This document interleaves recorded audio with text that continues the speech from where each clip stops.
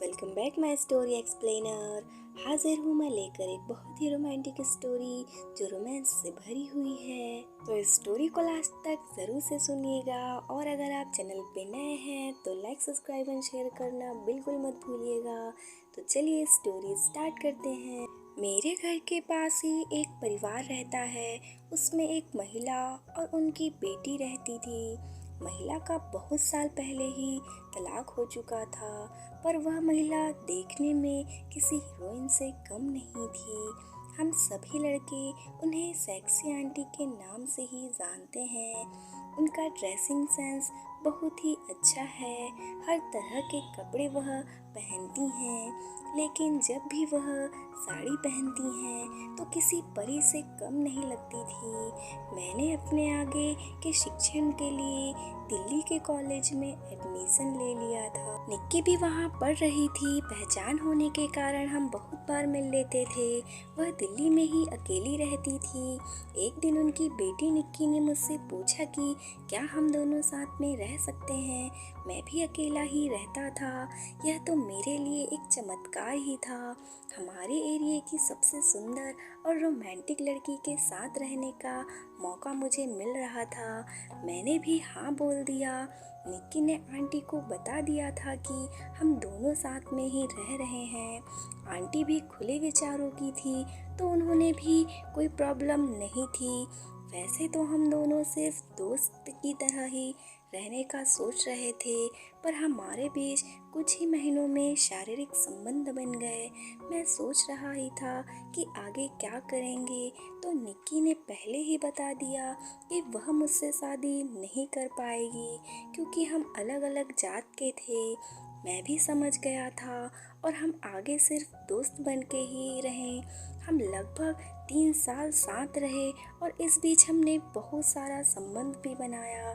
College खत्म होने पर मैं घर आ गया तो अब निक्की से मिलना भी बहुत कम ही हो गया था।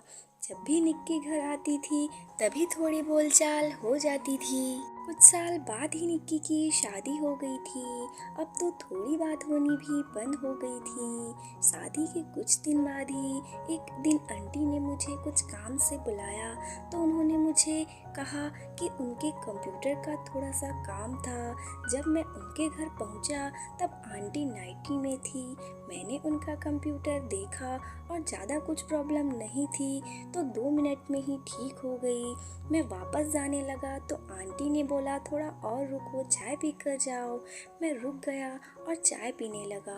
आंटी मेरे बाजू में आकर बैठ गई और बातें करने लगी। पूछ रही थी कि दिल्ली में जब मैं उनकी बेटी के साथ रहता था तो कोई प्रॉब्लम तो नहीं हुई ना। मैंने भी कहा कि नहीं, कोई प्रॉब्लम नहीं हुई।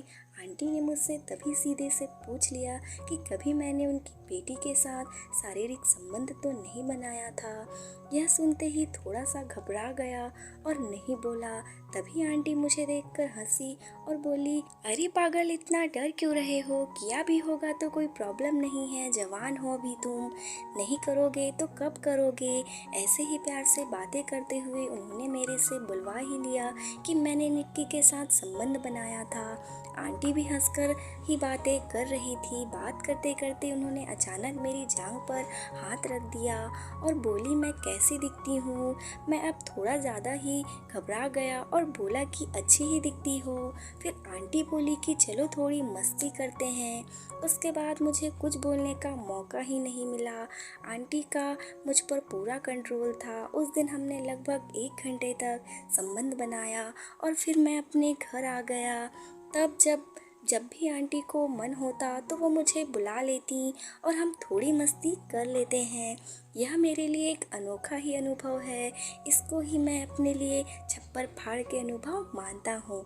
So guys, thanks for watching and please support me guys. अगर आप चैनल पे नए हैं तो लाइक सब्सक्राइब एंड शेयर करना बिल्कुल मत भूलिएगा और हमें कमेंट करके ज़रूर से बताइएगा कि आप लोगों को ये स्टोरी कैसी लगी। सो नेक्स्ट स्टोरी के लिए स्टे कनेक्ट।